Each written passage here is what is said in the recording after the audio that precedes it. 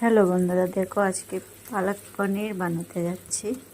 তাহলে তোমরা দেখতে থাকো কিভাবে বানাই।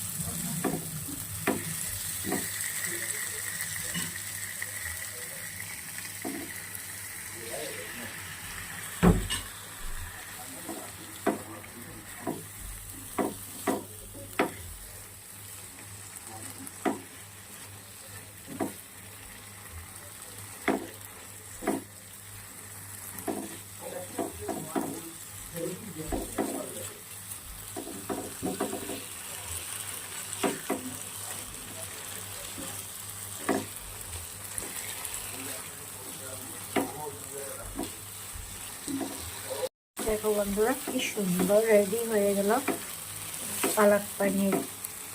অতি সহজেই বানানো যায় ঘরে। তাহলে রেস্টুরেন্টে কেন খাবে? ঘরেই বানিয়ে খাও, আরও হাইজেনিকভাবে খাবে ঘরে খেলে।